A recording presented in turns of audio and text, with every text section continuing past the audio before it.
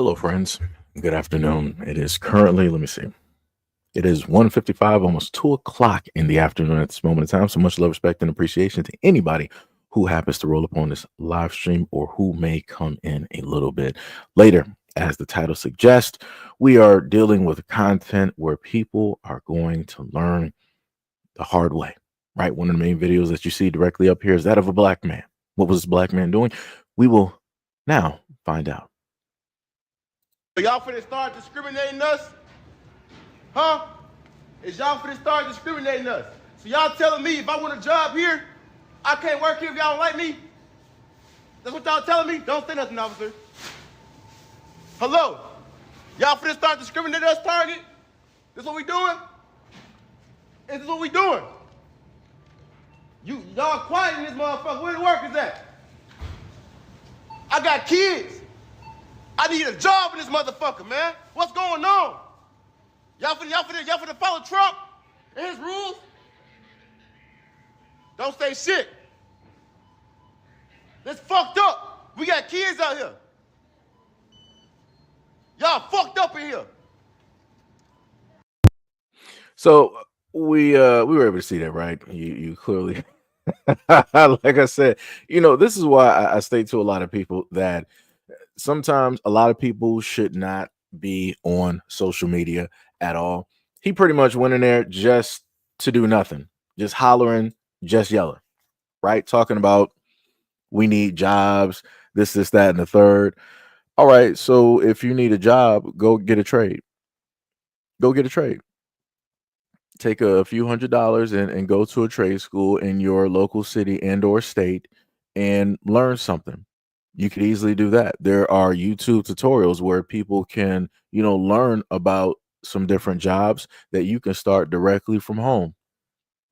HVACing and power washing, making your own soaps and body butters, t-shirt printing. It's a little bit weird to see people go into this whole type of thing to make it seem as though that they really care or that they're really about trying to protest something or bring awareness to something, when realistically this is just for social media. This is just for them to just be out there and to have other people that don't understand just gas them up as if they really did something. He ain't do nothing. I'm pretty sure before this whole initiative, he already had a job, right? And probably sure he probably had a few. I'm pretty sure he may know some people or some family members that could actually help him get a job. Because if you go out there and ask black people, they'll let you know. They go, well, I know an opening at my job. I'll put in a good word for you. And black people will do that. So for him to act as if that it's really something that needs to go down, needs to happen right now, like as if he just put an application, is nonsensical and crazy. I need people to stop doing this. Realistically, just 100%. I just need people to stop doing this.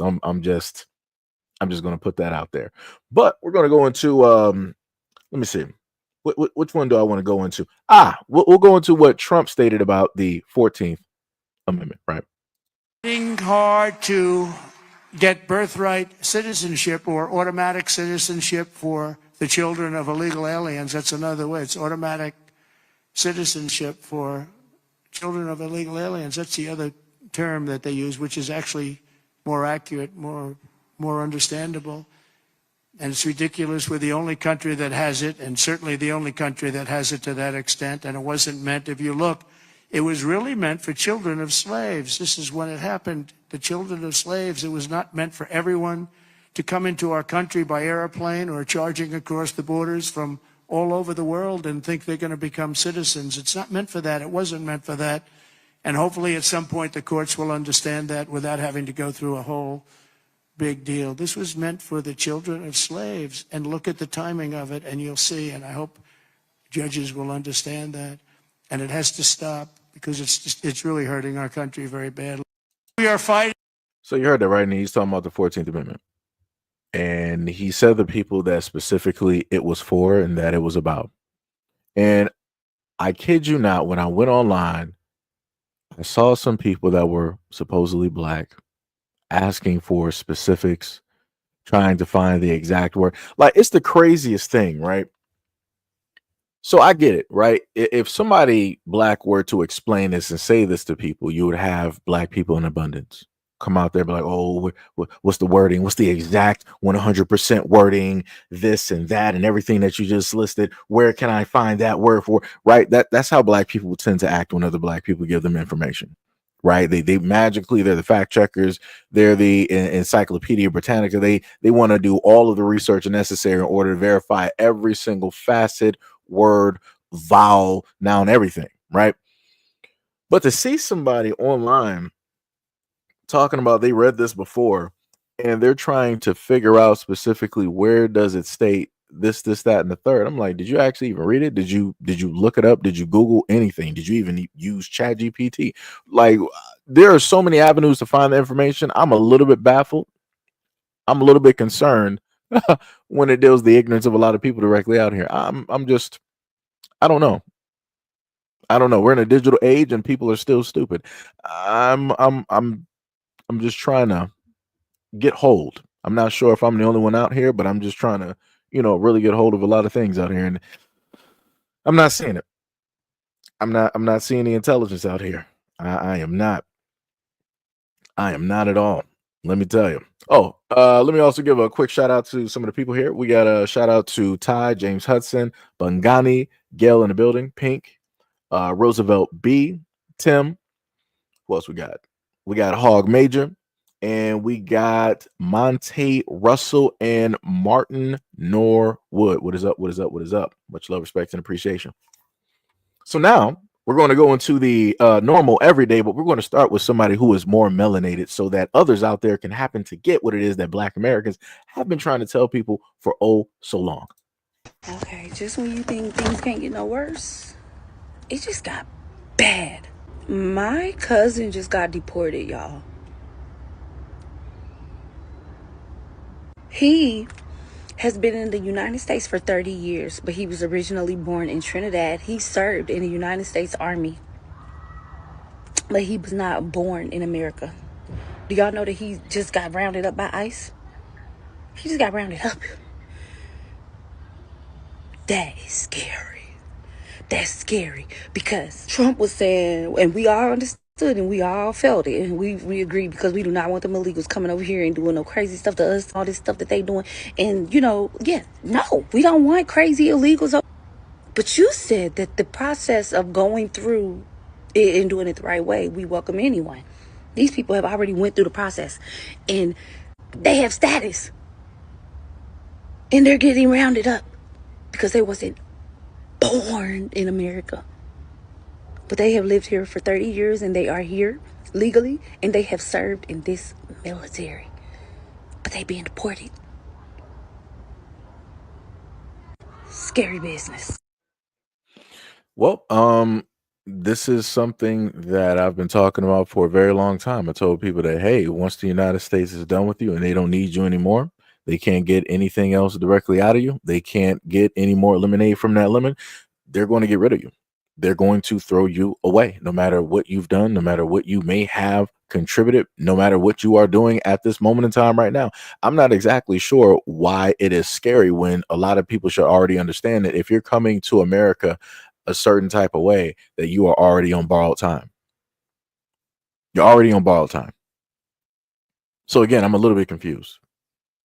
I'm horribly confused on how it is that people are lost and amazed that this is taking place, that this is happening. He already told you specifically exactly what it was from the get-go. The rest of his constituents told you what it is. The rest of his administration told you what it is. The other people who voted for him already told you who it is. Matter of fact, let me go back to my favorite song. Let me go to the long version real quick.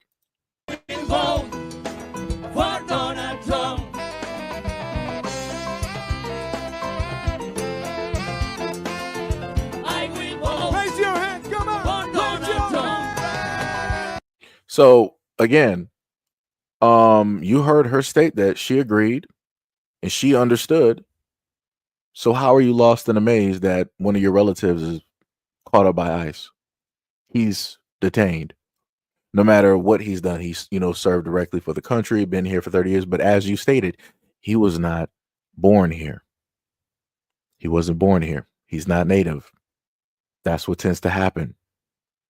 Just like the other guy that was of Jamaican descent, who was native to Jamaica because he was born there, and he was a drug dealer who was in New York selling cocaine, right? To the neighborhoods out there, causing chaos and all this destruction, breaking apart families.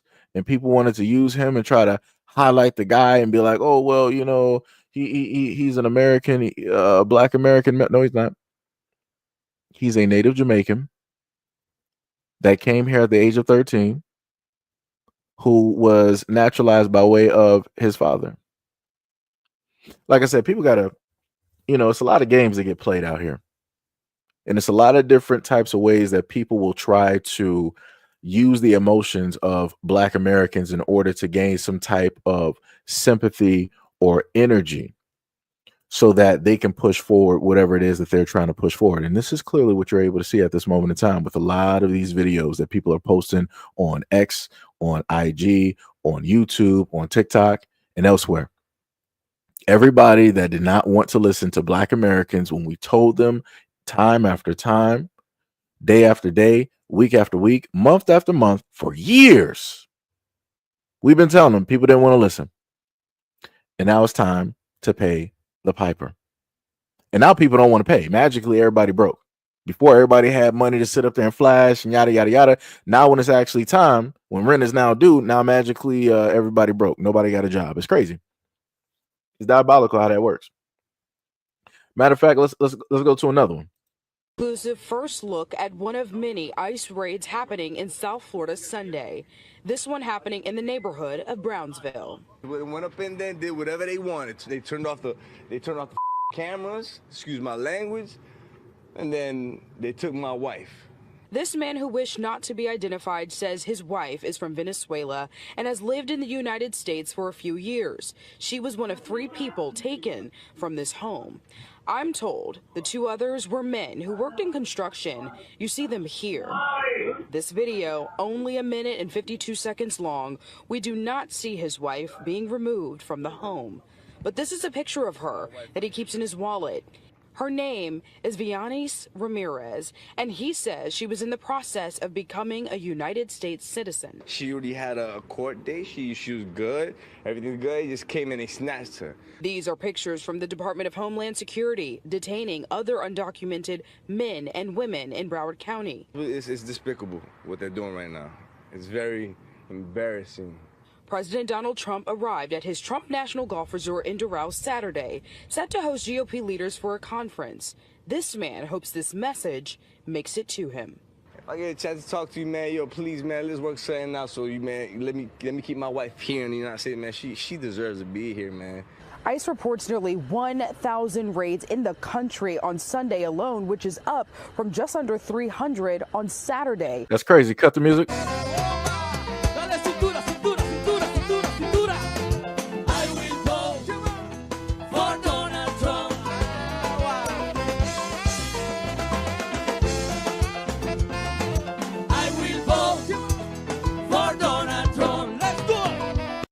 So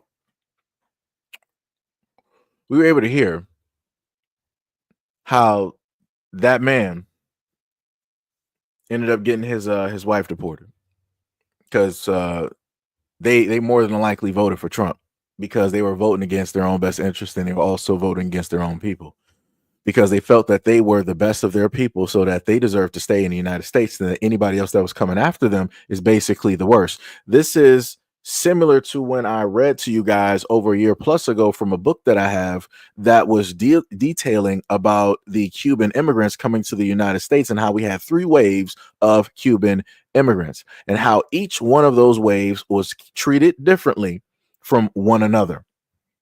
And the last wave of Cuban immigrants that came was the darkest of them all. And the main Cuban immigrants that were here, they were like, oh no, that's not us. You got to get up out of here. You are not representative of us. You're too dark. We don't do that. Me no black, right? They even did that to their own people. And those are Cubans. That was Cubans that they did that to. And it's documented. So again, I'm a little bit confused on how this man wants to get on TV, being proud of his wife and all this other type of stuff. You knew that she just got here, that she did not follow the necessary steps in order to gain proper citizenship. You were like, well, now after she's already been here for a few years, now she's in the process. She should have been in the process from the start, from the jump. I'm pretty sure if you would have did this the normal way, guess what? She would actually still be here. And the only people that would have got caught up in those ICE raids were probably your family members that you were housing, that are the construction workers, right? But now you want to say that, oh, this is messed up. This is embarrassing. Is it embarrassing because you know that you voted for Trump and you didn't think that this was going to affect you? But like I keep telling people, you may think that what's taking place right now is not going to affect you, that it's not going to hit your doorstep. But guess what? It is, and it will. And by the time that it does, nobody's going to be there to help you. Nobody's going to be there to feel sorry for you. So you see a lot of Black Americans not caring because what we tried to tell you, everything that's going on here, we've already been affected by before historically. So again, it's just a Tuesday for us. Your worlds are collapsing. Everything is getting destroyed. You're losing your homes. You're losing your job. You're losing your kids. Historically, for Black people, we've been through this. Again, this is just a Tuesday. That's it. This is doomsday for you. The doomsday clock has struck 12. You don't know what to do or where to go. You're just trying to reach out and look for help anywhere. There's no help to be found. Because again, you did this directly to yourself. So what lesson did we learn today, class? We need people to stop voting against their own interest. But people won't stop doing it. So we're just going to keep going, right? Let's go to the next video. Which one is this? Let me see. It's going to be us. They were never going to tell Black Americans to go home. They were never going to send us anywhere. I think that's what other groups fail to realize about Black Americans. Because as much as the ruling class in this country upholds white supremacy, and as much as Black Americans are mistreated because of that, it was still never going to be us. They know, as well as we know, that Black people in this country, Black Americans, this is our country as much as it's theirs. And they know that. We know that, and they know that. Now, with that being said, being anti-Black American is as American as it gets, right? So when other groups come in and they want to assimilate, the easiest way to do that is to be anti-Black American, whether they are Black themselves or not. But what they don't understand, even with that being said, it was never going to be us. Black American America is still America. At every level of this here system, Black Americans are still American. And that's 100% facts. No matter what takes place in this country, Black Americans are and have always been and forever will be American. This is why we are not on any type of chopping block to get deported. We may go through everything else, right? The incarceration, we got, the things dealing with drugs, we got the things dealing with crime and all of those great things, right? But this is not one of those things. You're not going to see the United States be like, all right, we're about to go into every Black hood right now, and we're going to round up, 40 to 50 plus, Black Americans and get them directly up out of here because you guys aren't. Nope. But you know who they are going directly after? The Latins. You know who else they're going directly after? The Native Americans. And like I said before, nobody finds it a little bit weird that the Native Americans are getting caught up in these raids. It almost sounds as if that they're not indigenous to the quote unquote land, as if they're not actually native. It's a little bit weird. It's a little bit odd, right? That would then mean that it would be another group of people that technically should or are actually native, and that information is seemingly being hidden at the same time, putting out certain information to let people know what it really is. But like I said before, I digress. Let's continue. Comment is very important, so I need y'all to read this. When the chips are down, you Latinos forget the support from the Black folks. and I cannot agree with this creator more. The Latino community and its anti-blackness is strong, and it needs to be expelled from our community. But it won't. We hate black people within our own communities, where Latinos, and I'm talking to Dominicans right now, my people would say, oh no, I'm not black, I'm black white, or I'm Latino black. Whatever excuse to remove themselves from being African American, US black. The anti-blackness, the colorism in our community I'm black is white. That's crazy. So fucking toxic that is how white supremacists were able to split us up against each other, Latino against Latino, and also Latino against black Americans.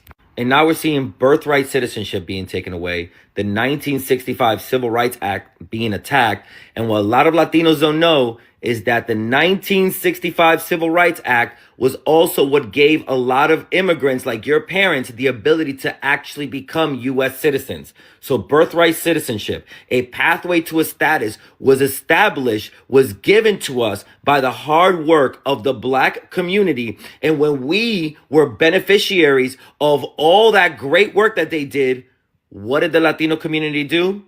Spit in their face by voting for Trump, and now all that hard work is being wiped away. And that's right, Latinos did forget all of the support that black people gave us and helped us get to a place where our great-grandparents and our parents and then the children born today were able to be part of this country. And that's why I'm trying to work harder than ever to do two things. One, expel the anti-blackness in our community because, like I said before, we are black. And also trying to do my best to rebuild between Latinos and black Americans. Is it going to be easy? Hell no. Is there a lot of work to do on our part? Hell yes. But like I've said 1,000 times before, we are stronger together. Let's play a song. Latino for Trump. I will vote. Hey. For Donald Trump. Hey. Everybody. Break it down. Hey. Let's sing this song, everybody, together, okay? I need you loud, because I want you Trump. Hear that song, okay? Again. Yo quiero que todo el mundo lo cante fuerte. Para que nuestro presidente la escuche. Okay? En español bien ahorita. Bien ahora. So. All right. Let me say that song it is pretty catchy. Let me tell you, I love that song quite a bit because it shows how ecstatic and how happy a lot of people were during that time, where they thought that the world was going to be perfect. They thought that once they did this, once everything was said and done, that it was okay, that it was just everything was going to go the way that it was supposed to go. And people are finding out. People are now finding out that, hey, maybe, you went the wrong way about it. Maybe this was not, what everybody said that it was supposed to be. It's tough out here. Let me tell you, it is 100% tough out here. Let me see. Why is there? I'm looking at a space. Let me see.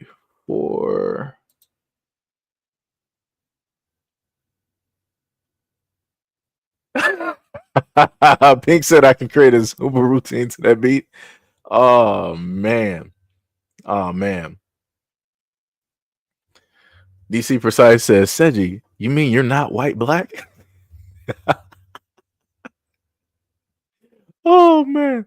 Yo, let me tell you, this is crazy. This is 100% crazy. Like I said, you got people that getting their wives snatched up, their families and friends snatched up. You got somebody else that's from the islands, but like, hey, my family member just got caught up with ICE because he ain't native to America, and you got the Native Americans getting caught up. And I want y'all to understand, go, anybody can go and look this up. Native Americans overwhelmingly voted for Trump, and you got them getting caught up in this. My guess they should have stayed out of this vote. I'm just saying, like I said, everybody that black people have tried to warn for the longest time possible that wanted to, segregate themselves directly away from Black Americans, be like, oh no, I'm not black. Just I got the skin complexion from whatnot or whatever, or I'm originally from the islands, and this is that and the third, and all this other type of stuff. Everybody that wanted to segregate themselves on purpose, intentionally, including you Africans, now you have to sit up there and reap everything that you put down. You got to deal with that whole mess. Like I said in the last 2 live streams, I need all the Africans that have been talking the utmost mess about Black Americans in the United States. Put y'all flags back up on all of y'all profiles. Let these government agencies know exactly who it is that you are. Put those right back up there. Don't go into hiding. Don't try to match in with Black people. Don't do it. Because like I said, you proud of your culture. You know who it is that you are. You know where it is that you belong. Black people don't got no culture. Don't be trying to match in with a group of people that don't got no culture, that don't know where it is that they belong. No. That means that you're trying to match in with nomads. You know where it is that you from. You're from Nigeria. You're from this. You're from that. Yo, start stepping up. Rep your flag. Start waving them like you've been doing for all of these years. When the Democrats were allowing you to just act stupid and disrespect Black Americans, do it. Like I said, nobody wanted to check y'all before. And now when you got somebody out there that just so happened to be like, hey, well, we're just going to be packing everybody up. Now everybody want to get real quiet. Everybody want to get real quiet. Like I said, Black people, we ain't trying to help nobody right now. We trying to, get ourselves together. Like everybody else been saying, Black people, why don't you guys help out your own communities? Why don't you guys focus in on your kids? And why don't you guys stop being fixated on everybody else's problems? Stop being victims, Black people. That's what we're doing right now. We're not being victims. We're looking at the supposed victims, right? Because I can't believe that any of these people getting deported are actual victims when you knew the consequences of your own decisions, and you still went through and made those decisions knowing that they were the wrong decisions to sit up there and make. So if you go out there and do something wrong, like steal directly from a store, and guess what, the shopkeeper just so happens to have a shotgun, it is what it is. You made that choice. Nobody told you to go directly into that store and decide to sit up there and steal. You have to deal with the consequences of your choices. And that is simply what Black Americans are allowing a lot of people to do currently at this moment in time. But guess what? A lot of people don't like it. And a lot of people are trying to figure out a way to fit Black Americans directly into this for whatever reason, which again, to me is nonsensical. It's crazy. It doesn't make any type of sense because people have always stated to Black people that we're not beneficial to anything. So stop adding us to all of these conversations because we've never been beneficial to anything, including the United States, right? So I need everybody to go out there and fight for themselves, just like everybody been out there representing themselves, and leave Black Americans directly up out of all of these situations of which we did not cause. Just saying. Just saying. Let's go to the next video. This is hilarious. I just saw this white lady on here complaining that she just lost her job because she was hired under the diversity, equity, and inclusion program at her work. And you can see she didn't want to say it, but she really wanted to be like, but I'm not Black. But that's not what diversity, equity, inclusion meant. The #1 recipient of DEI hires is white women. The #1 people who have benefited the most from this whole affirmative action and DEI hired has been white women, 100%. And now all these white women who voted for Donald Trump are going to find out that DEI included them. And I'm sorry, but this is one of the best fuck around and find out moments yet, because these women are the ones who deserve to be fired. I'm sorry, like, if you voted for Donald Trump and you get fired because you were a DEI hire, don't come looking to me for sympathy.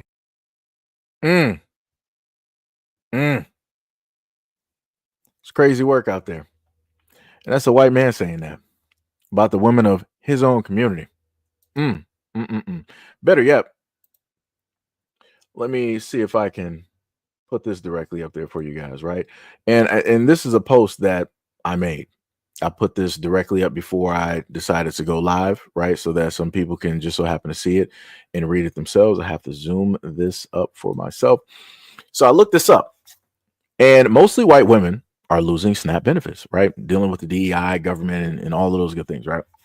So it says, yes, recent reports and trends suggest that mostly white women are disproportionately losing SNAP benefits, and this can be explained by several factors, including policy changes and demographic realities. Below is an analysis of why this may be occurring. Focus on white women. While white women may represent a significant share of those losing SNAP benefits, it's important to note that Black, Hispanic, and Native American women are also heavily impacted. However, white women often receive more attention in reports because they represent a larger numerical portion of SNAP participants. Low wage sectors. Women, particularly white women, are overrepresented in industries such as retail, caregiving, and hospitality. These sectors have seen slow wage growth, leading to continued reliance on programs like SNAP. Rural white women. White women living in rural areas are particularly affected because these areas often lack access to well paying jobs, childcare, and transportation. SNAP benefits are critical for these communities, and any reductions or stricter eligibility requirements hit them hard. Suburban poverty. Poverty in suburban areas where many white families reside has grown in recent years, but social services like SNAP may not fully address the unique needs of these communities.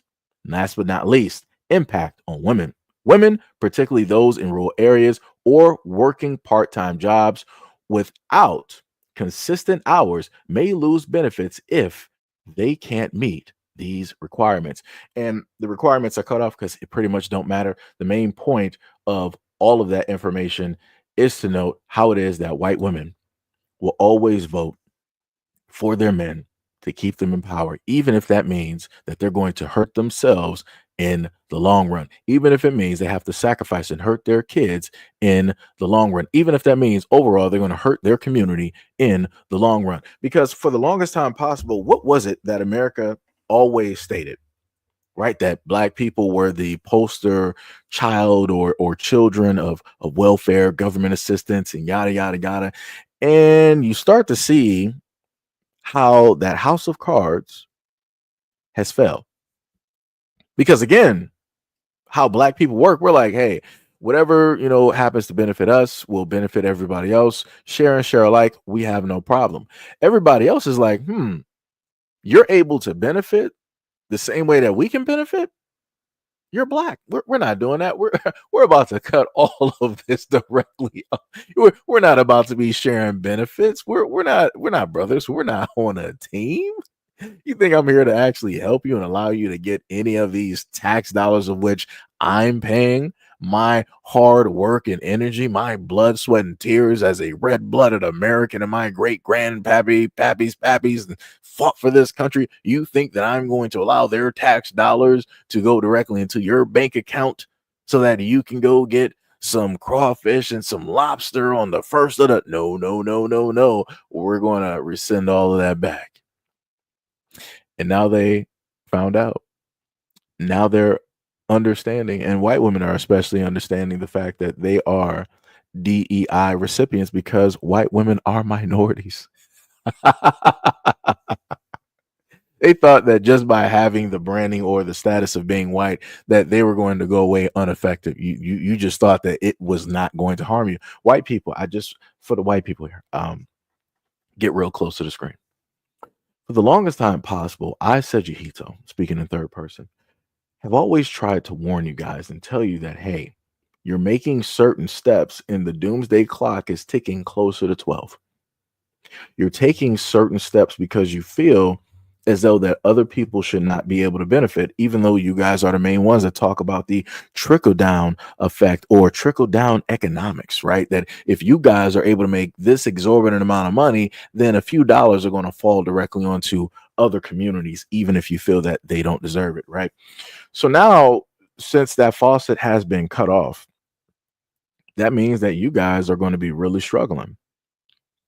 No telling how long that faucet is going to stay off by way of the United States government, the same exact government that you bleed for, that you have pride directly in, that you protect, that you body block, that you vote for, that you made sure to place all of these people directly in office because you are not grown or adult enough to actually manage your own life as an adult. The same exact people that you allow to oversee you and your life and tell you what it is that you can and can't do with your money. It almost sounds like slavery. The only difference is that black people didn't vote for slavery and you did. How does that work?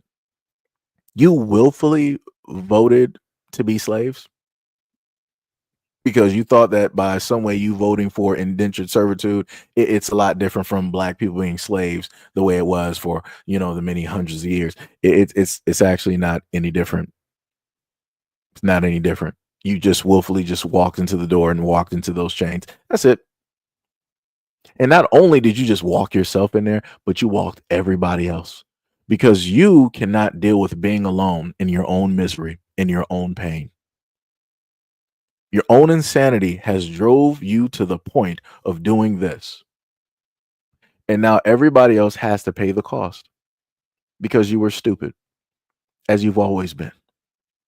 The spoiled children that historically you've always been. And again, what's today's date? Are we even in? We're not even in February yet, right? It's January 28th. We're not even in February yet. We're not even out the first month of the year. And it just keeps getting better. Like I said, we don't need Cat Williams to come back and tell anybody anything. Let this just keep rolling. Let it just keep rolling. It's going to get great. It's to the point right now where you got some Mexican workers cussing out Trump. Cussing, do I actually have that footage?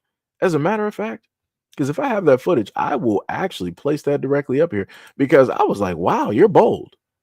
You're literally telling the United States president to come deport you and to come take your job directly away. I've never seen such foolishness in my life. Because mind you, if black people were to start acting, crazy, cussing out the president and, doing all this other type of stuff, people would have a lot to actually say. But because it's, other groups of people, it is what it is. Nobody, really cares. Diabolical work out here, guys. It is it's crazy. I'm about to see if I can actually find this video. Hopefully you guys are enjoying this live stream at this moment in time, as we are currently going over a lot of these videos.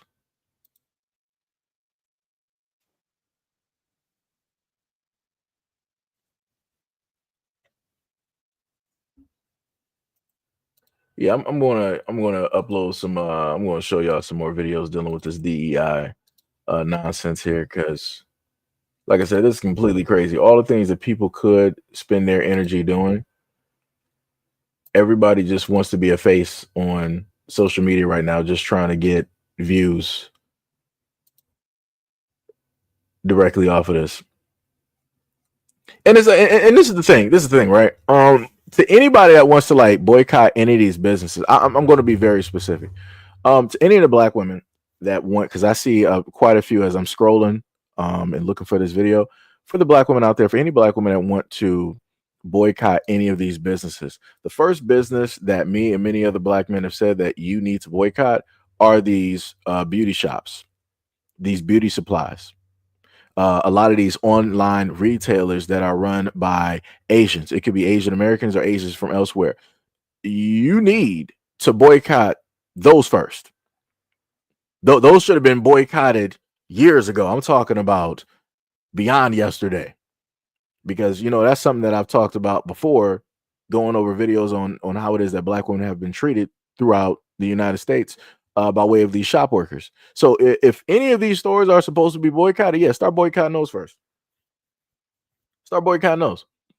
And in general to the black community, same thing I sat up there and told black people before, because black people have been treated a certain type of way at these gas stations. Start boycotting those gas stations that's in the neighborhood. Like Target is not realistically just in a black neighborhood. You got to venture yonder to get directly to Target. But everybody in the black community knows of a gas station that is owned by non-black individuals that is in the hood, or a liquor store. Like there are so many things that we need to actually boycott. And it's crazy how everybody's like, oh yeah, boycott a multi, $billion, business and yada yada. Make sure to boycott those and get them and pack them up and get them directly out of here and show them that we mean business and yada yada. Nah. Black people, stop allowing these other people on social media to run your emotions. Start going after the easy to see, the touch, and the feel and the smell of the businesses that are in your communities that have been mistreating you for the longest time possible, that told you to hurry up and buy, that called the police directly up on you, that sat up there and beat you up directly in their stores while they had the doors locked, and they said that you were quote unquote stealing. Go after those businesses first. You don't even need to be worried about Target at this moment in time. Go after the businesses that profit the utmost from the black community every single day. I'm talking about as we speak right now, we got hundreds of black people in the hood going to these gas stations. How about you get those people out of those gas stations, and then everybody in the community put up some money to buy that gas station. So now that gas station is community and it's black owned. Let's start there. Because you trying to boycott Target ain't gonna do nothing. We've seen black people boycotts on social media. What was it? The boycott that T.I. did, where they were supposed to be boycotting some business for a certain amount of time. That was only a few steps, and then people are right back to business as normal. Like I said, you need actual boycotts. You need actual things to take place that affect black people every single day. Target ain't really sitting up there. If Target was gone right now, the black community will still be there. If Target was going right now, the black community will still be there, still exist. But you know what heavily affects the black community? Because a lot of people have cars. A lot of people like to go to and from those gas stations. And also within those gas stations, a lot of them in the hood, they like to sell narcotics out of those gas stations.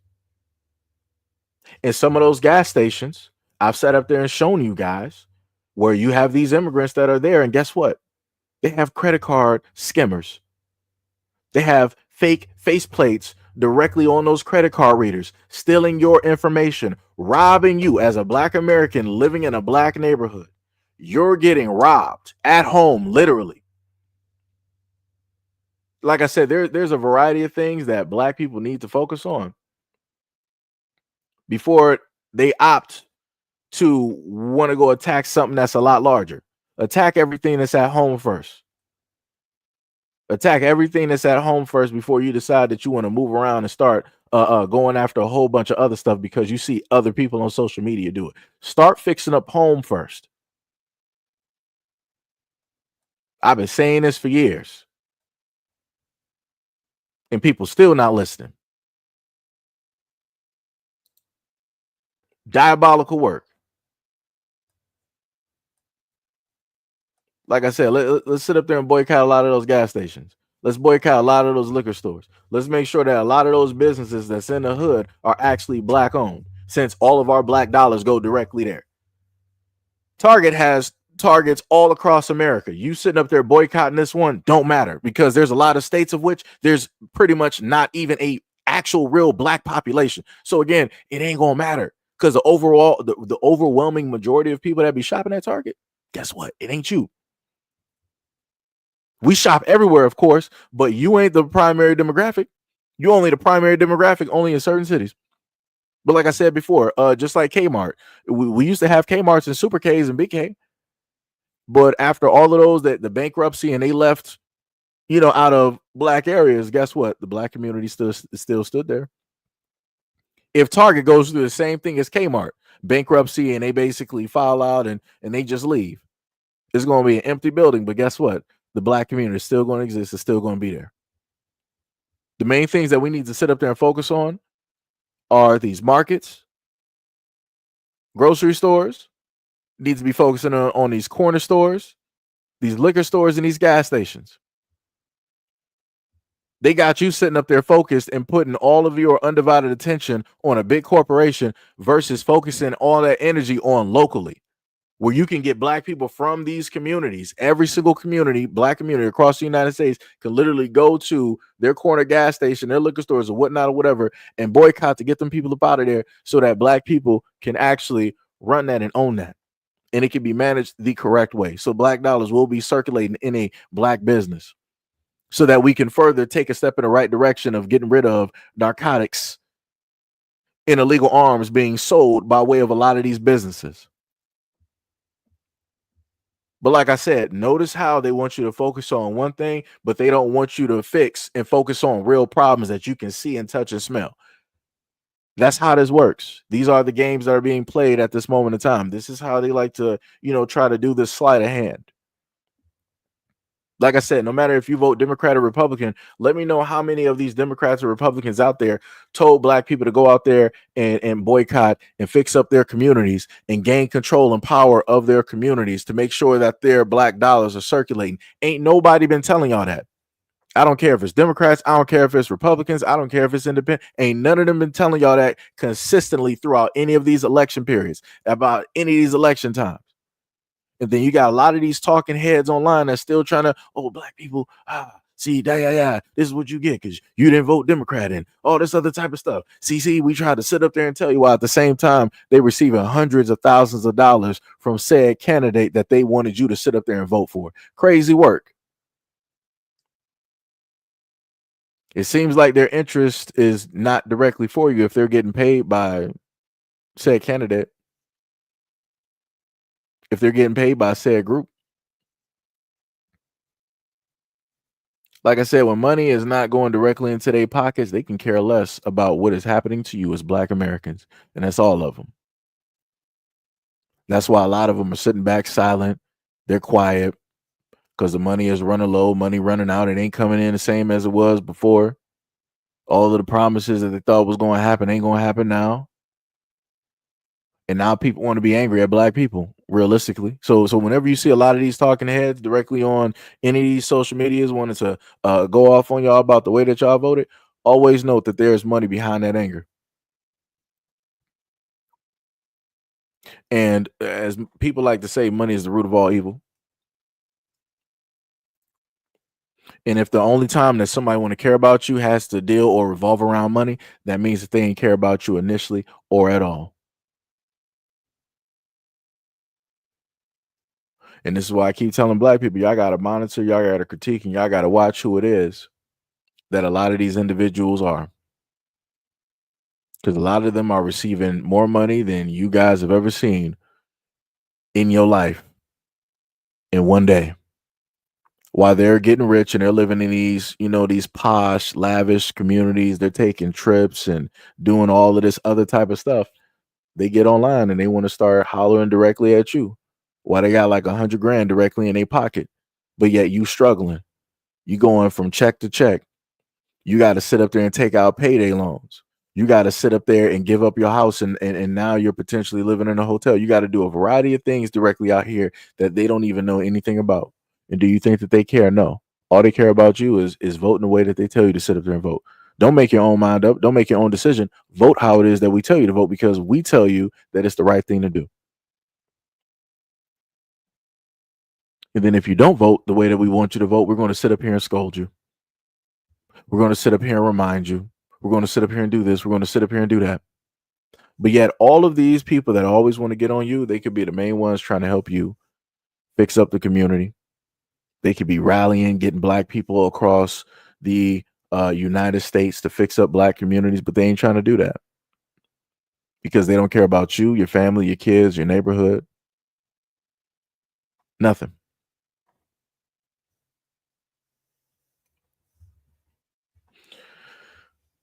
Whoop. That's where we are, guys. That is where we are. That is where we are.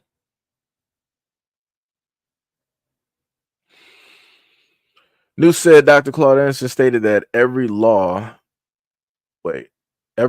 you blacks go for will be given to others, even your voting operation. I mean, your voting opening the door to every wicked racist nation to be here. Have y'all learned?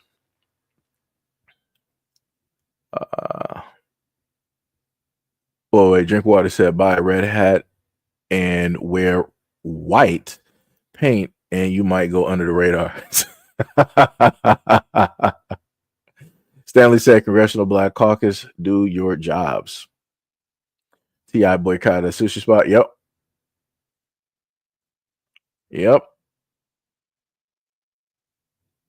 That is, like I said, it's diabolical work.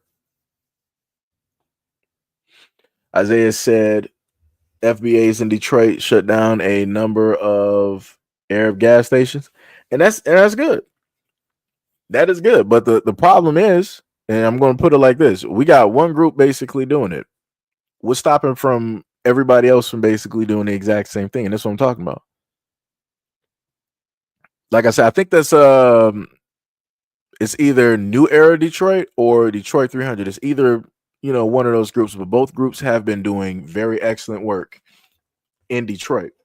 But the problem, like I've stated before, is that when we have groups that are moving, actually doing stuff, notice how, and I'm going to put it like this, right? And this is just for example to my Detroiters directly out there, much love, respect, and appreciation. But notice how we have certain groups out there actually doing the footwork, grassroots and all, right? So why don't you see the churches, all of these churches and these mega $1 million churches in Detroit backing them up, trying to fund them, trying to push them forward, trying to make them a lot, larger, trying to, have more people know about them so that they can start to get involved as a community. Like I said, you got to understand how everything works.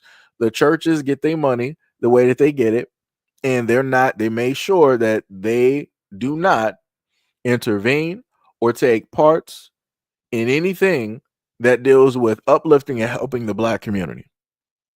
Because the moment in time that the Black community starts to raise up their mental, they start to gain awareness about everything that's going on. Guess what? You're not going to really have people trying to go and donate to a church, because Black people are going to be more so focused on themselves, their family, and their community. They're going to be out there doing that whole deal. They're not going to be congregating every single Sunday or whatnot directly in church, because ain't nobody going to have time for that. You're going to be worried about agriculture, right? You're going to be worrying about, doing things with water, right?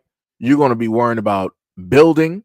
You're going to be worried about monitoring the neighborhoods and also the schools to make sure that certain elements aren't around the kids when they're going to and from, right? You're going to see people going directly through the neighborhoods, walking around. They're going to be greeting each other, saying hello, and then stopping people who may not be from that neighborhood, asking them, like, where are they from? Where you going? Who is it here that you're for? Right? That's how things should be going. That's how things should actually work.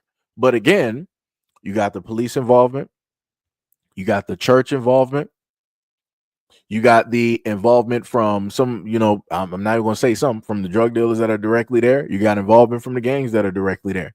You got involvement from the government that is directly there. You got 5 elements that are making sure that, if not more, you got multitude of elements that are there making sure that the Black community stays where it is at this moment in time and that it doesn't move forward.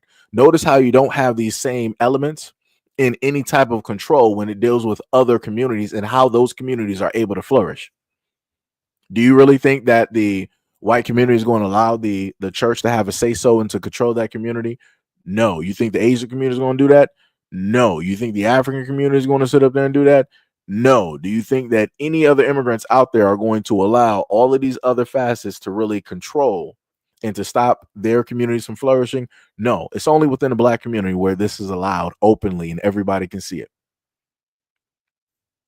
Everybody can see it.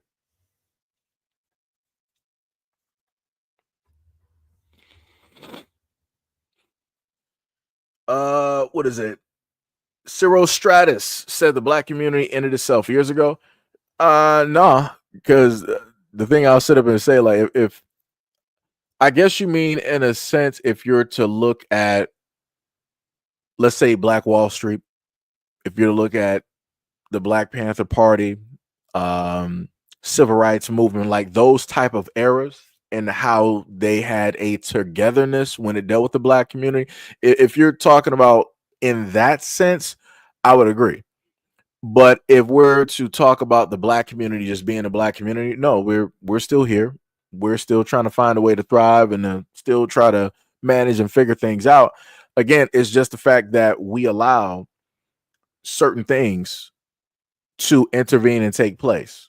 Just like I stated with white people earlier, how white people will allow other people to do the adulting for them, right? Manage their own adult business, right? They'll vote for these other adults to basically let them know, like, hey, we don't want you putting your money here. We think that you need to put your money here and yada, yada, yada. But these are the same people that are doing the hugest money mismanagement when it deals with the money of the United States, right? They can't even properly pass an audit. We've seen that with the Pentagon and many others. But yet they got the nerve to, ask you for more taxes as the poor. Because I got to stop saying that the middle class. Now I'm just going to start listening to the middle class and the poor. I'm just going to start calling it the poor, just so that people can start being aware of everything that is going to transpire for the future. Because that's all it's going to be. It's going to be the poor and it's going to be the rich. That's it. And it's going to be that title and it's going to be that branding for the longest time possible, up until people actually realize what it is that is going on. Because we, at this moment in time, don't really, in a sense, have a middle class. Look at the jobs, look at the economy as a whole, look at just trying to go out there and buy groceries. A lot of people are, in a sense, poor. People can barely afford to, fix a normal home cooked meal because everything is astronomical at this moment in time.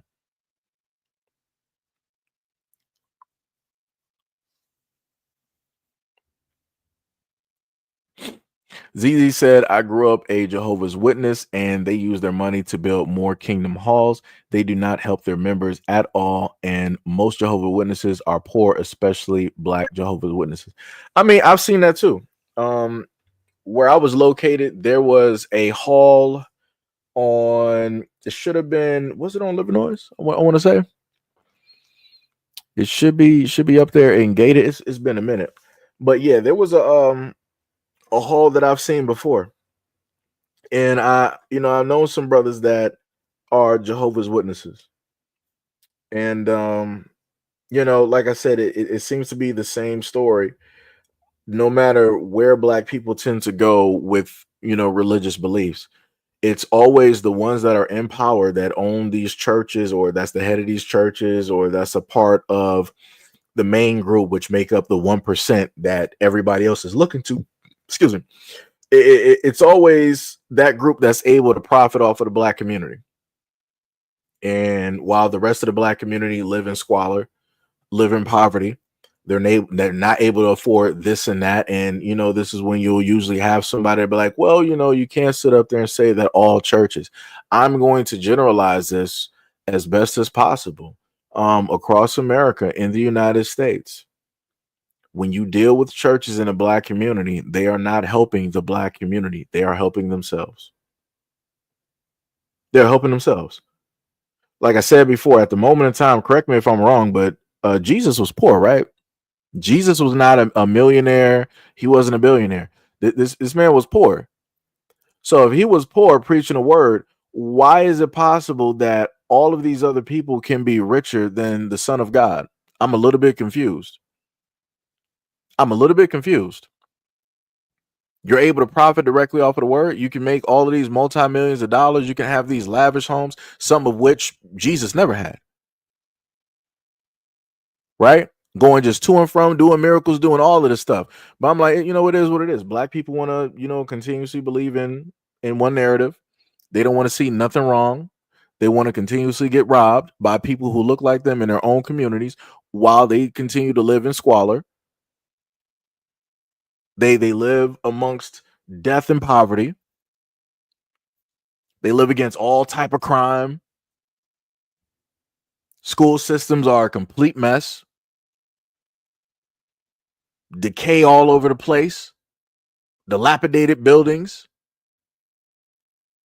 People getting hooked on a multitude of drugs, and what are the churches sitting up there doing? Nothing.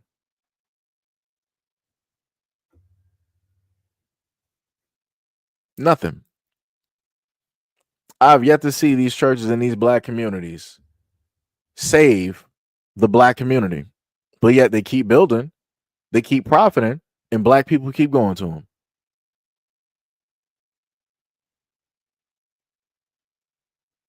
It's crazy. It's 100% crazy.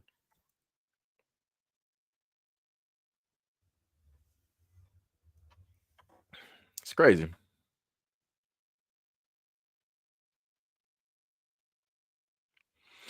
You said AI will watch the poor and the rich will help expand AI. I mean, that's already been happening for quite some years. For quite some years. And as I told people before, I'm like, hey, this is the way. This is the digital age. People not going to understand up until they're meant to understand. So just for everybody that's here, we got about 204. The same exact things that I've been saying in all these live streams when it deals with a lot of these immigrants, when it deals with white folks. I've been telling y'all the same thing with technology. So the same way that they are meant to understand at this moment in time and everything is hitting their doorstep, everybody that chose not to sit up there and understand what I've ever been saying or believing or even trying to do any type of research, you're going to be meant to understand. It's going to affect your families. It's going to affect you. It's going to affect your kids. It's going to affect every single thing that you hold dear. And it's going to be what it's going to be. And at the time when it finally hits, everybody's going to be just like the immigrants going on TikTok and black people like, yo, black people, it's last minute. It's 5 minutes to 12. We got to sit up there and get everything going. We got to really band. It's too late. It's too late. The time to actually try to fix stuff and band together would actually be right now. But, just like with most parties and engagements and cookout, black people like to arrive late. So, yeah. You said the algorithm will learn and master how you think and keep you in a virtual prison. I mean, they already do that. If you look at TikTok or anything that you're able to scroll on, they do that. They monitor within just like a few swipes. They already know what it is that you like. And I'm pretty sure if it's not already done at this moment in time, I'm pretty sure a lot of these phones have the capabilities to watch what your eyes are looking at. Like we already got programs on computers that can do that. Like while you're watching a video, it'll monitor, you have your webcam set up and it will literally watch and show you what it is that you're looking at. And I'm pretty sure that you can specifically time what it is that you're looking at, how you're looking at it, and so on and so on. Like I said, all of that will go directly into the AI database and they will build, a block directly for you. And then they will specifically detail and divvy out content where they know that you will spend the average amount of time so that they can get the most bang for their buck.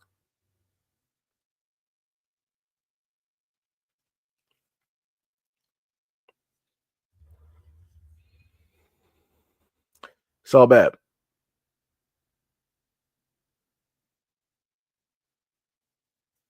It is all bad. But yep, I can tell that easily with talking about that conversation that the viewership actually dropped quite a bit. It'd be like that. It'd be like that when you decide that you want to have a serious conversation. Let's go to this next video right here dealing with some DEI. What's poppin', peeps? It's your boy Rich. I'm in Kroger shopping, which is unusual, but I will start shopping in Kroger since Walmart ended its DEI program. So since they ended their DEI program, they won't get my black Creole dollars. And that's what's up. Peace.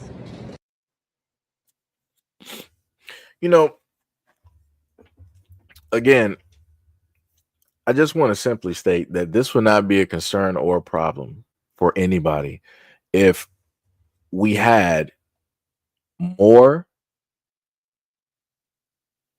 black grocery stores. If we had more black grocery stores, this would not be a problem or an issue. Nobody would be able to try to spin it. Nobody would be able to try to make videos on social media trying to get black people emotionally attached to this whole thing because we would literally have our own thing. Do you think that I put it to people like this to make people understand. Do you know why you don't see Latins overreacting like this? That's because if you go to any Latin community, they have either bodegas where they can, pick up a couple of groceries. They got their own stores, or they even got a setup that's on the side of the street. Especially shout out to New York, because if you ever been to New York, you will see, some of these things. They'll have like, fruits and vegetables directly out there. They'll bag them up. Everything is fresh. And you're off to the races. You'll go back home and cook and whatnot or whatever. And you'll probably come back out there around like 12 or somewhere during the afternoon, so that you might be able to, fix something for lunch, or you might be preparing for the dinner for the family to come back home. You're not going to see anybody in a Latin community acting like Black people on social media, because they have their own stores. And this is the main thing that I've been trying to get through to a lot of Black people out here in the Black community. Start managing and building, supporting, and investing in your own stores, so that these things won't even have to be an issue. But like I said, because people refuse to listen, this is where we are. This is where we are. Timothy said, Creole, speak French. Man. Ready or not, what is up? What is up? Said Metropolitan Detroit area, right in Pontiac. They don't even have a Hispanic community, and they have their grocery store in our communities. Yeah. They know what's profitable. They know that they're not, like I said, everybody will throw. I'll put it to you like this. Everybody will say that Black people aren't worth anything, that we don't do anything, and all this other type of stuff. But you will see Asian stores, you will see Latin stores, and many other stores in Black communities. Why is it that a lot of these people won't put their stuff within these white communities? Because white people are like, yo, what you doing? We don't need this here. Like, what? Like, this isn't even your population. This is not even your demographic. No. White people treat those stores like a specialty store. Like, if let's say if they're going to have, some like a Mexican night or something, then they'll go to those stores to find those specific ingredients. If they're going to have like an Asian night, they'll go to an Asian store, Korean or Chinese store, to get specific ingredients that they're not going to be able to find at a Whole Foods, a Target, or a Kroger, if they just so happen, or a Trader Joe's or Aldi's, right? That's what they're going to sit up and do. They will treat all of those ethnic stores as a specialty store, because excuse me, because every single day they're just cooking their everyday meals. They're cooking what it is that they normally eat. So all these other groups and communities will make sure to throw their stores directly into our areas, because they know that, hey, Black people can't keep hold of money. Black people are just going to spend and put their money no matter where it is. As long as we smile directly to them and we act a little bit cordial, Black people are fine with us. Like I said, they know how to sit up there and do it, and that's what they've been doing. And as soon as they feel like they've solidified their stance and they got their average, casual, everyday group that's going to be there no matter what, yeah, then they're going to start showing you their face. They're going to start showing you exactly who it is that they've always been. And this is what I've seen this happen too many times in the Black community consistently. Never fails. It's crazy.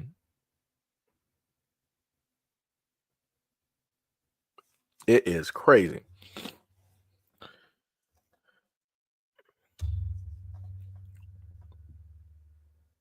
What?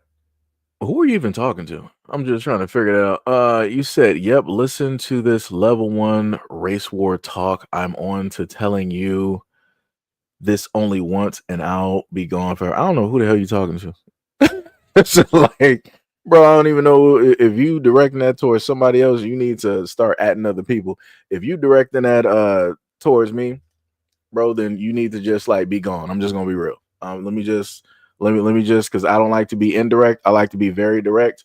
So if you feel that I'm doing some type of like race talk and you disagree with how it is that I'm focusing on the Black community, I'm saying that, hey, we need to build this up, we need to do this, then you can just move around. Okay, no problem. You can just move around. It ain't no reason for you to be here. There's no reason for you to be here. Peace out. Like, that's like, yo, that's insane to me. Like, it's crazy to me. Like, I keep trying to tell people, like, yo, I'm not every other content creator directly out here. I keep trying to tell people, I'm like, yo, I will sit up there and highlight you. I'm very direct. The moment in time that I feel like you trying to talk real disrespectful to me, we ain't having that. I'm going to highlight your ass real quick, and I'm going to let you know you can just dip. You don't run nothing up over here. You don't run nothing up over here. And this is why I keep trying to tell people. You'll have people like this when I'm specifically trying to direct a conversation towards black people on how it is that we can better certain things and uplift, and we can move and we can grow and stuff. This is the type of stuff that people want to sit up here and say, but like, oh man, this race talk, this, that, and the third. No, I'm like, yo, every other community does this. So when Charlie Kirk or whoever is a part of the Republican Party is talking about, oh, you know, they need more babies, the population, they need to get rid of this and that, and they need to bring this in. So when they're sitting up there saying all that, I don't hear nobody like him sitting up there, oh, I'm tired of this race talk. I'm going to tell you white men one more time. If you start up this race talk, I'm out of it. Y'all people don't be pulling up saying that. Y'all just let them talk. When any other community, it could be African, it could be white, it could be Asian, it could be whoever. When anybody else is sitting up there talking about trying to get their community moving a positive way, nobody's saying that it's race talk. But the moment in time that black people start talking about, hey, we need to fix this, as everybody else has always told us, right? Stop being victims. Fix up your own community. Focus on yourselves first, right? So the moment in time that I'm literally using my platform to do that, this is who's pulling up to the scene telling me, oh, this is race talk. Race is a construct, this, that, and the third. Yo, I need any other clowns that's in the background that want to leave this live stream. Yo, make sure you block me. Make sure you leave. Make sure you delete me directly from your history so that you don't have to worry about hearing my voice or seeing me. I do not need you here. You are not wanted. You ain't never add nothing to this platform for the most part anyway. Straight clowns, 100%. You, your family, the pale horse, and whatever God that you believe in. Everybody. Keep trying to tell y'all don't run nothing directly up out here. Nothing at all. Nothing. And if you actually really got a problem with it, then you should start up your own platform. It's that simple, but you won't.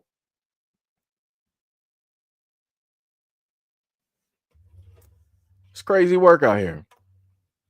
Like, damn, like people really think that they set up there and added something to the platform. It's like, what? Yo, that's crazy work. Diabolical. Diabolical. Mm.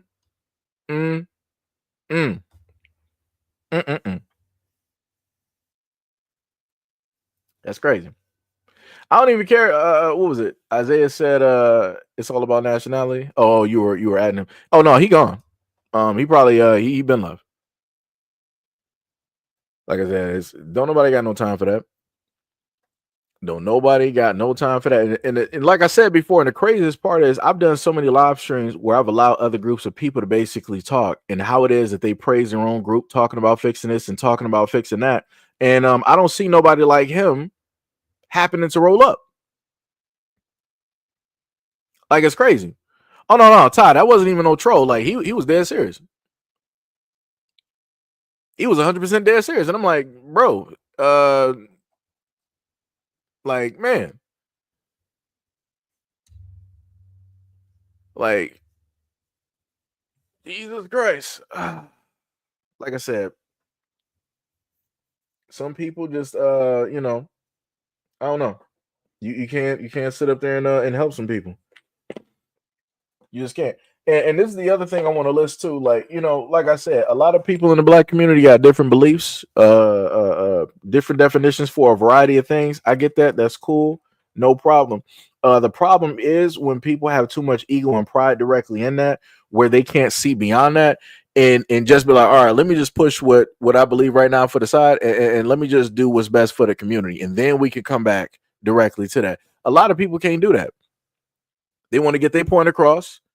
They want to, you know, feel like they are the rightest person directly in the bunch and all this other type of stuff. But like I said, I saw a lot of the stuff that he was posting, talking about direct energy and all this. I'm like, all right, yeah, I get that, yeah, no problem. And those are some of the main topics that I've talked about before. And then, as you guys have clearly heard me before say too, I clearly have used the terminology American quite a bit, meaning everybody that's in the United States. I've clearly done it, but like I said, you can't do nothing to people that don't want to listen. it's, it's nothing you can it's nothing you can sit up there and do. It's crazy out here. Diabolical. Diabolical. Ty said, "It's trolling in my book. Man too old to be thinking like that."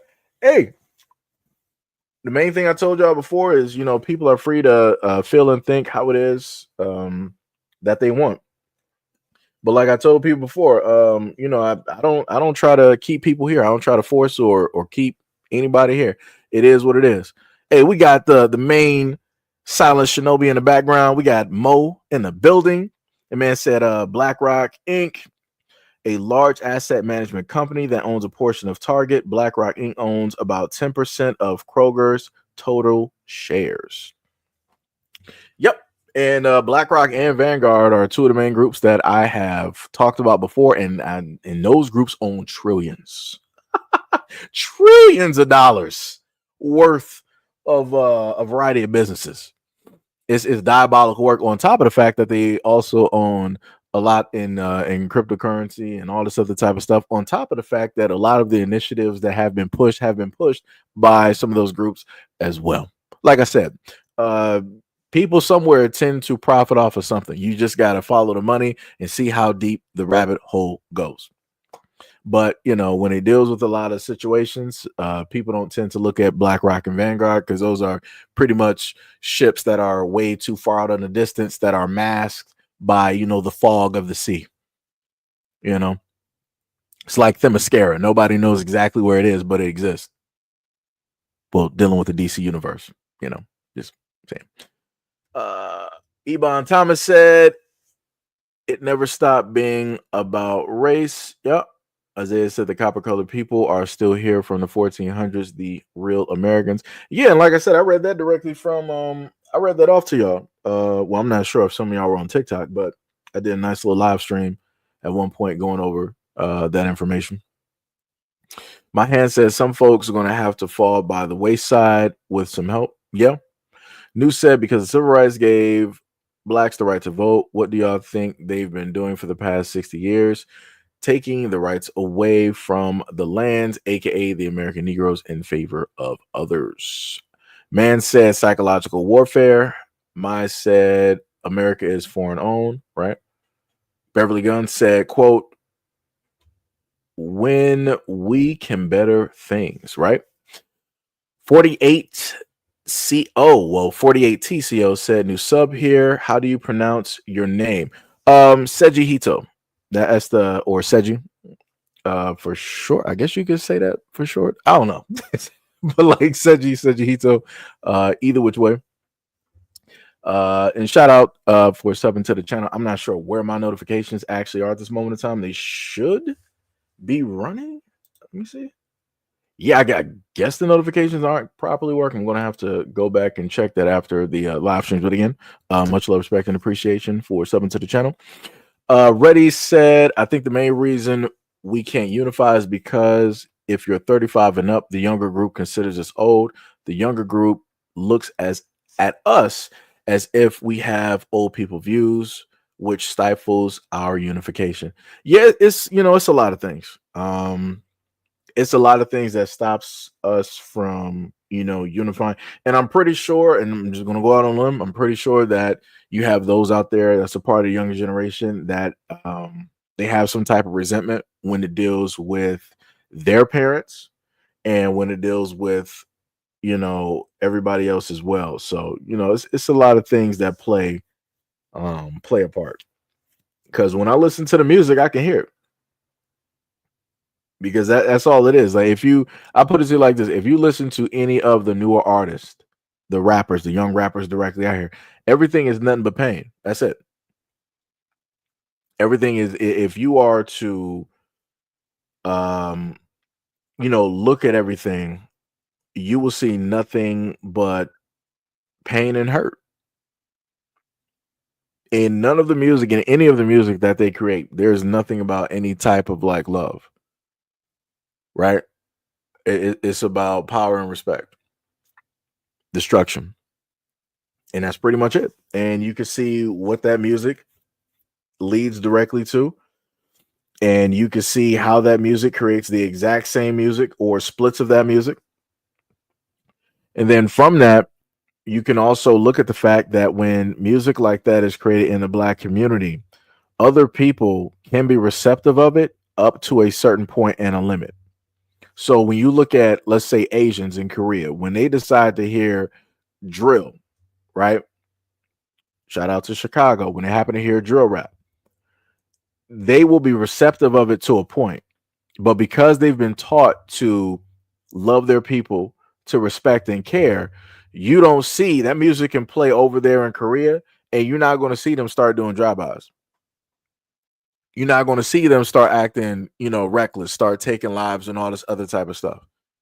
That primarily happens in the Black community because there are certain things that are missing. There are certain building blocks, certain structures that are not present that need to be placed down so that if the music does play, it's going to go down this street and it's not going to deviate and just go everywhere. It's not going to just, go like a flash flood.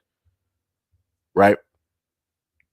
So again, because we have a lot of things missing within the Black community mentally, this is why the music is able to hold on and cause so much chaos, and why we can sit up there and listen to this and we can see an enemy.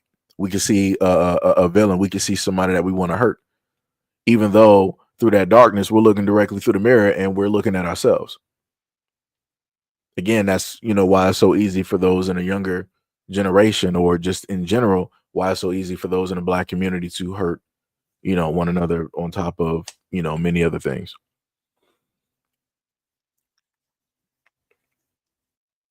Let me see. In the 80s and 90s, or even the early 2000s, even Your Heart is rapper had a couple of songs. Oh, okay. You saying like in the 80s and 90s and the 2000s, like even some of like the hardest rappers, they had like some type of like love song. Yeah. And you see the love and music pretty much died out. That's pretty much gone. Yo, 22 Rolling, what is up? Much love, respect, and appreciation. Ramon, what is up? Hopefully I pronounced that right, because I think the E is silent, I'm guessing. Said, we need to watch what we say. It has consequences. That's true. Rap is demonically controlled. Yeah. As I said, the young brother that hosts some thought. Oh, wait. Young brother that hosts someone's thought taught him well, right? Okay. Ramon said mainstream rap is demonically controlled. 48 TCO said totally agree. Timothy said, question. So will the white folks breaking up Black Latino couple homes, will that start a frenzy on Black folks or satisfy the urge? Don't know. We don't know. We will soon see. Ready or not says, sorry, my voice to text is trash. No, trust me. It's like that even on my Android sometimes. Trust me. Or even when I'm trying to use voice to text when I'm recording videos and I might want the caption to show up. Yeah, sometimes it doesn't properly capture, but I pretty much put that more so on my pronunciation of words versus the actual program itself. So, it's like that sometimes. Yo, Glow Rick 8, what is up? Said, we can pull together and help our hurting youth. They rap about that they are exposed to. Let's think solutions, not critical finger pointing. I mean, true. I will say, well, I'm going to start off like this. It's hard in a sense. It's not difficult, but going from the emotional spectrum that I know that most will go from, it's going to be hard for people to not do the finger pointing, right? Because even when I was growing up, I'm like, I heard my uncles, they would complain about the music that we had. I'm talking about like in the 2000s. I'd be like, yo, this music is trash. It's just a copy of this and all this other type of stuff. All y'all do is rap about shooting and yada, yada, yada. But I'm like, brother, I'm like, we got this from y'all. I'm like, this started back when y'all were like, what, high school and college. I'm like, this is like late 80s, like 90s. I'm like, this did not begin directly with us. Like, this was during your timeline. So I'm like, to put the responsibility on my generation sounds completely crazy to me. And I'm like, I'm just looking at him like, yo, you too old to be doing this. And I'm like, Jesus Christ. I'm like, and this is the problem with a lot of things, where if something started somewhere, those people who are literally there during that time don't want to take responsibility for it. They don't want to be listed. They don't want to be called on. They don't want to be named to, take the stand. They don't want to do it. They just want to shift it on to somebody else. So now it's my responsibility to take accountability for actions that did not necessarily start with me and my generation. We just only followed what the previous generation handed off and gave directly to us. Because I put it to you like this: if during the late 80s and the 90s, if everything was, still on some Public Enemy, still on some neo soul and R&B, and music would be vastly different within the Black community. It would be vastly different. Music is at the point right now where I'm seeing white artists in R&B. I'm like, hold on, what's going on? I'm seeing white artists in soul. I'm like, hold on, what's going on? Because y'all got a problem with Beyonce just rolling up there and making a quote unquote country album, even though we got Black people in the country that's been living there. And if you trace this far back long enough, you can even trace country music back to Black folks. But I digress. The main thing is, with the country music awards at this moment in time, white people ain't trying to have Black people just fluctuate directly in there. That's their safe haven, right? That's their little cubby. That's their little safety blanket. That's their last little thing that they got. And they're not trying to give that up to nobody, no matter how good the artist or how popular the artist may be, or what new eyes it may bring, or money it may put directly in their pockets. They will say no to all of that just to keep it as sacred as it is for them. And I'm like, for the Black people out there, when it deals with R&B, soul, neo soul, and rap and all of this, you need to do the exact same thing. If you got everybody else making sure that they segregate and keep you away from their stuff and telling you that you are not this and you are not that, you are not that culture, Black people, y'all better start listening up. Y'all better stop being so nice, stop being so cordial. You need to start treating people, give people the exact same energy. That's all I'm saying. Yo, we got Ricky in the building. What is up? What is up? What is up? What is going on, good sir? What is happening? Bloody yeah. But yeah, it's like, yo, you got to start, treating other people the exact same way. If you got people in country music telling you like we don't want you here, yeah. If you got people in K-pop sitting up there telling Black people we don't want you here, even though we're copying all of your dance, we're copying your lingo, we're copying the way that you move, we're copying your ad libs, we're technically taking everything. Yeah, we don't want you here, and so on and so on. Black people need to start sitting up there, stepping up, and giving that exact same energy. That's all I'm saying. That's all I'm saying. That's all I'm saying. But going away from the emotional aspect, right? Even though I don't make music or anything like that, fine, no problem. I'll take responsibility for the reason that the young, because nobody else wants to do it. I'll take responsibility for the reason that the younger generation is making a lot of this drill, a lot of this bang bang shoot 'em up music where there is no life literally in it, where all they do is assassinate themselves and everybody else. I take full-fledged responsibility. No problem. So now what is the solution, since we got somebody that's taking responsibility for it? Main solution that I have advocated for and tried to give to the Black community was to reach out and to talk directly to the youth out there, to try to touch whatever little piece of light that they got directly in their heart and trying to heal that, and trying to spread that same light to everywhere else that seems to be darkened, by way of the words or the mistreatment that they have faced, right?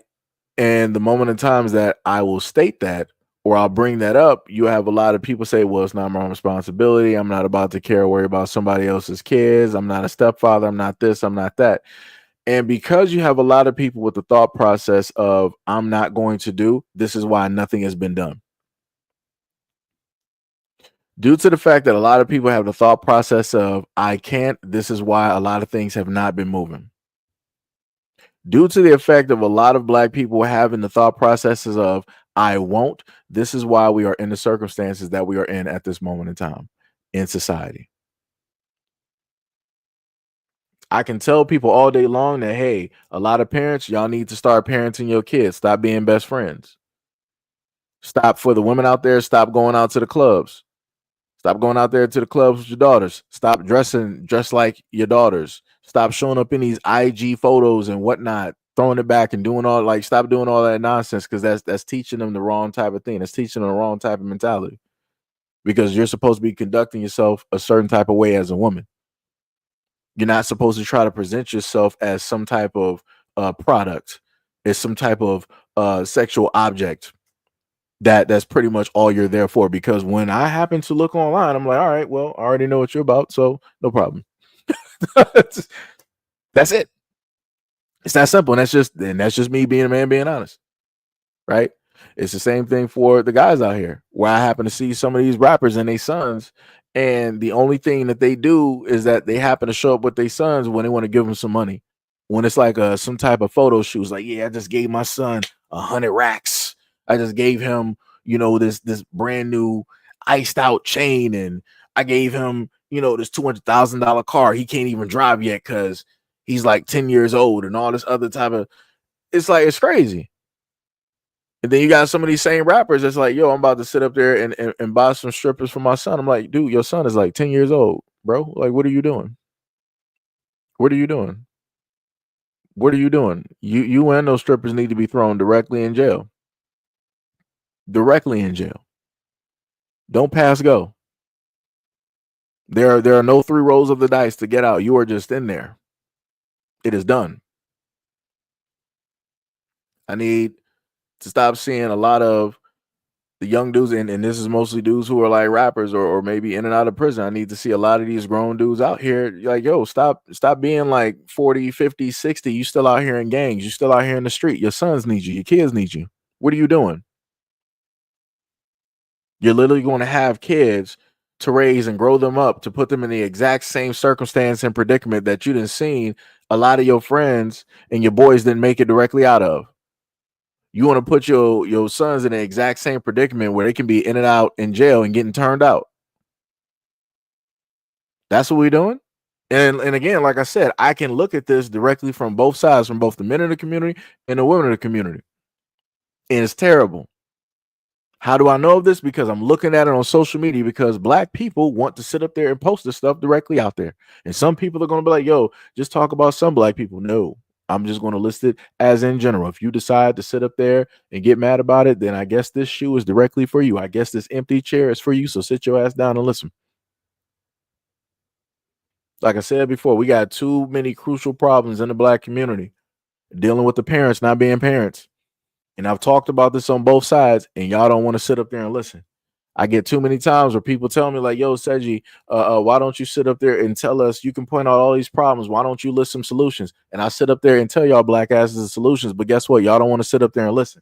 Or magically, y'all not there for that live stream. Y'all not there for that video. You didn't know that I posted all this other type of stuff. But then you want to repeatedly keep asking and saying the exact same idiotic statements as if I haven't already addressed it 10 different times. The problem is that if I don't say specifically what it is that black people want to hear, or I don't say it in such a way, then it's not acceptable, because a lot of y'all already got these made up theories or voices in your head on how it should be presented. Again, this is why a lot of black people can't take certain information, because you're not receptive.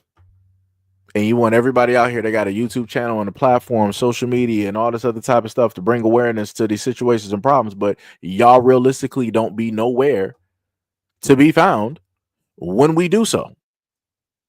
I done watched so many black content creators over the years bring up these problems, talk about these issues, all for the main demographic that they're talking about to turn their backs on them, to start going on Twitter and IG and to start making a video about their quote unquote favorite content creator that they support because they don't like that. Oh, why are you getting on the black community? Why are you talking about us like this? Like I supported you and I loved you for this long, donated money, and now it's like it's whatever. I'm done sitting there supporting da da da and all this. Like I said, a lot of people fear accountability and responsibility. So when somebody actually holds up that mirror, people start running like vampires that are afraid of sunlight.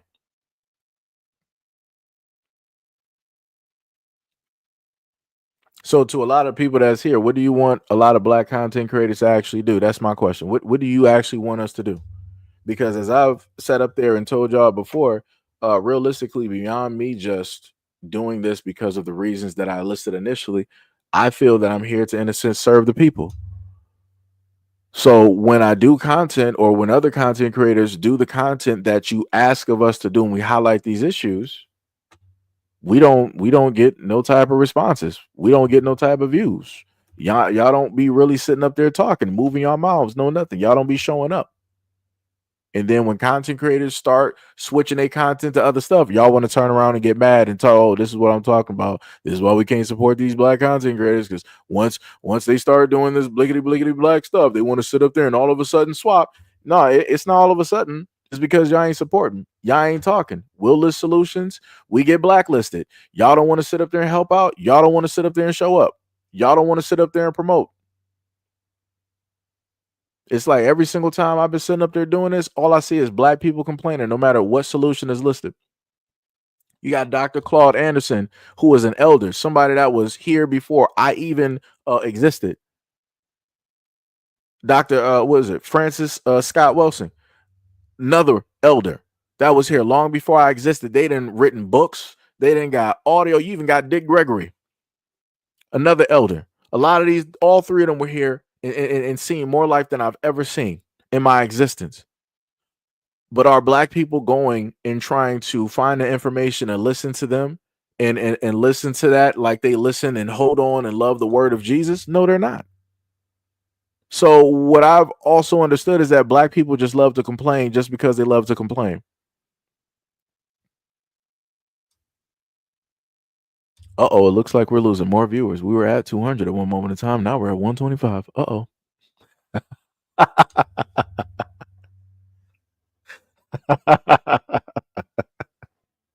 So like I said, I'm gonna case in point use this live stream as a as an example of me trying to speak about solutions and a variety of topics. And you can see in real time how the viewership of the live stream has been dwindling, dwindling, dwindling, and dwindling. Because it goes back to what I stated before, that a lot of people don't like accountability. They're not receptive. They don't want to be held or made responsible for any of their life choices and or their decisions, which basically goes back to the very first thing that I stated, dealing with everybody that quote unquote, I will vote for Donald Trump, right? A lot of people don't want to be made accountable, but even though you don't want to be accountable right now, you will be accountable later on, and you're not going to be able to run from that. It's going to be a hallway with no exit, and that front door is going to be accountability, and you're going to have to deal with it. Golden Brown said, all of your viewers are not your supporters. I mean, that much I do know, right? That much I do know. I happen to peek and dibble and dabble in the analytics, and I can tell about the return viewers, the subscribers, non-subscribers, and and different things like that. But I'll put it to you like this for Golden Brown, right? To the point that you brought up. Even when I've done solo videos where it deals with black stories, dealing with the black community and things that we need to fix, those videos will normally get low views. And I've said this before. Like I said, I've openly told people the type of content that I'm going to do, because like I said, I'm going to be transparent. I'm not going to sit up there and lie to you. I'm not going to sit up there and BS you. If you don't like the content, then you don't. If you do, you do. It is what it is. And I told people that I was going to shift the content to things that I know that people find entertaining, that people are going to stick here for and be directly here for. I know that if I start talking like this and I start bringing these things up, that, viewership is going to be going down, either in live stream wise or in actual video wise. So I would, in a sense, rather not keep doing videos that I know are going to be like, okay, well, you put out, 9 videos, and each one of those videos are in between 200 to 500 views. And I've literally done that within a week. I've literally done that and sat back and just watched it. I'm like, wow. Same videos, I'll look at the comment section and it's like, all right, 2, 3, maybe 5 comments. It ain't worth it. And like I said, I'm not like every other content creator. I'm going to directly tell you what it is that I'm doing. So again, if you do not like it, you have the option to sit up there and leave. It's not some type of sleight of hand. It's not force you to sit up there and be here or nothing like that. Like I said, I'm going to be transparent. That's it. That's all I can do. So like I said, can't nobody sit up there and come to me and tell me like, yo, says you're a liar. You said that you were gonna, you were for the people, you're gonna do this content and yada yada yada, and then you swapped up. No, if you go back and listen to the live streams, I've been set up there and listed these things over the years. I've been told people this.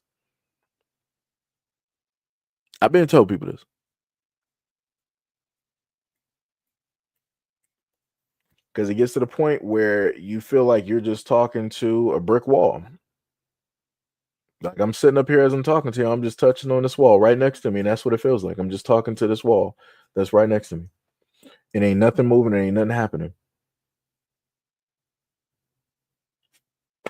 So, yep.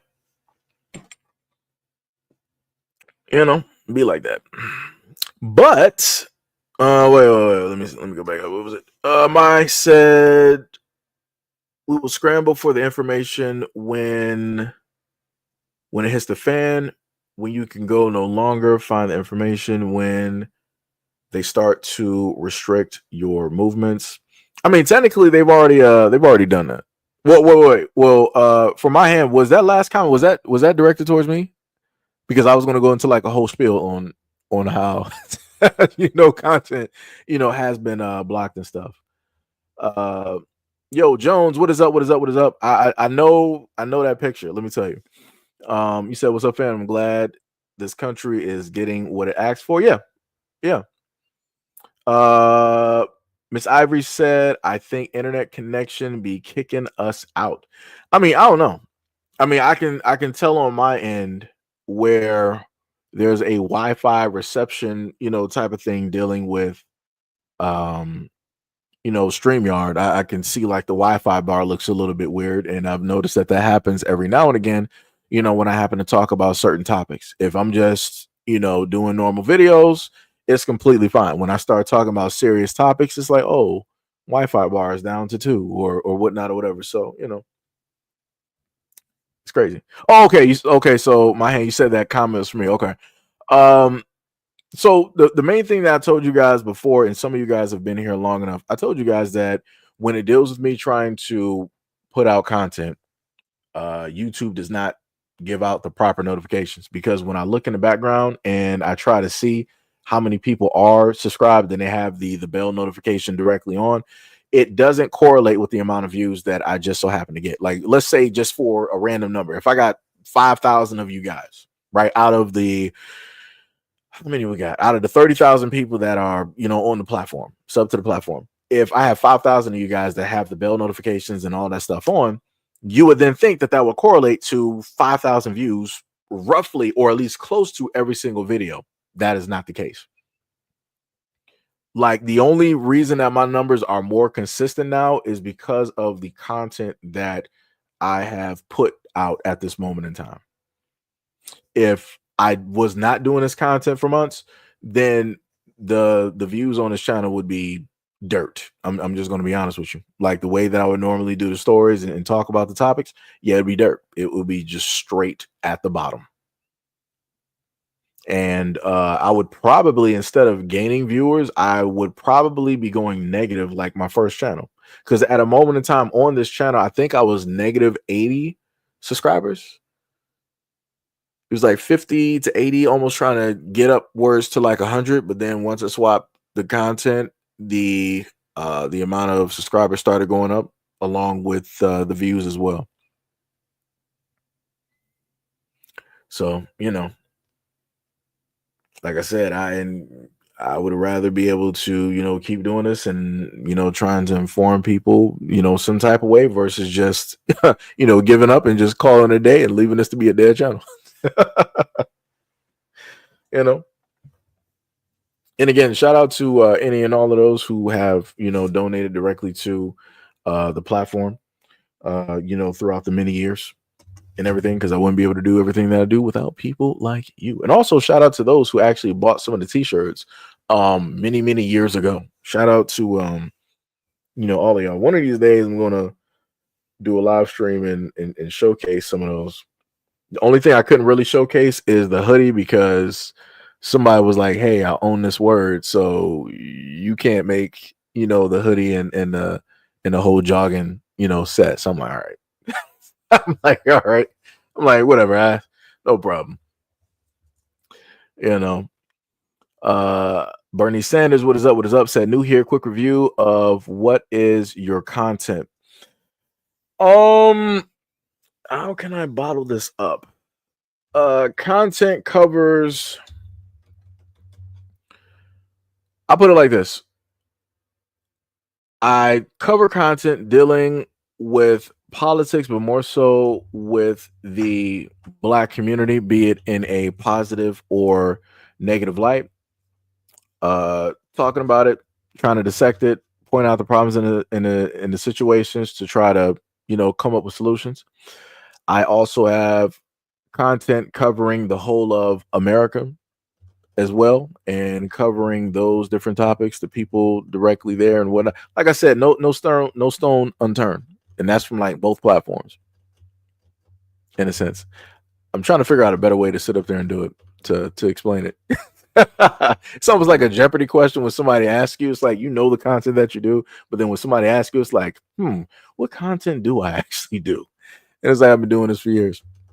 It is insane. But yeah, pretty much. How can I sum it up though? The best way I can put it is content that focuses in on problems and situations dealing within or outside of the Black community, and also talking about the fact on if these situations are fixed, how it will be better for the whole of the United States, I guess you could say. Because again, if Black Americans are doing excellent and well in the United States, that trickle down effect that everybody else talks about is going to affect everybody in the utmost positive way. But a lot of people can't happen to see that. So Jones said, what I noticed on YouTube is drama, pain, controversy, racism gets views, positive content. Nope, but love the content and the switch up. Yeah, that's the same thing that I've stated before. Like I said, I've covered a lot of topics, anything from celebrities, politics, Black community, other communities, video games, tech, and probably have I covered sports? I might have covered a little bit of sports, but not more so like a sports analyst, more so dealing with the problems that some sports athletes are having, or something that's in or around sports. But yeah, I want to say that I pretty much covered a lot of topics, including laws and rules and regulations, and did my due diligence to try to bring forth information to break those things down so that people can get the understanding that I got, because a lot of the stuff I may be brand new to. So if I'm brand new, I'm going to treat it as if you're brand new as well. So, and like Jones says, I've done a lot of videos like that where I've done some work. I'm talking about I took like some hours out of the day to literally get the information, cut the video, have everything lined up specifically, and all of this stuff. And to see low views, I'm like, oh, it's gut wrenching. It hurts. It hurts when you put in a lot of effort and like nothing's coming from it. So it's like that. Trial and error. Trial and error. Bernice Sanders said, okay, thanks, no problem. My handset, your content covers everything relevant. Yeah. Yeah, maybe that might be a better way to explain it. 'Cause I was just going all over the place. IMV, what is up? What is up? Said the Iceman is not playing with none of these illegals. That is true. That is true. Ms. Ivory is laughing in the comment section. Bernice Sanders said that's a good summary. I'm glad you were able to get something directly out of it because I'm replaying in my mind and I'm like, what did I even just say? Yeah, it's crazy. Like, it's at the point sometimes where you're trying to explain stuff to people. If you've ever been at a moment when you've woken from a very hard sleep where it's like you're groggy, you don't know, what angle, what side of the bed that you're directly on, you don't know where you are at this moment in time. That's how I feel. That's how I feel sometimes when I try to explain, what the content is to you guys. Sometimes when you happen to ask that question, like, hey, what is your channel specifically about? It's like somebody just hit me with a brick. It's gonna be a hard couple of rounds just trying to get my legs back together.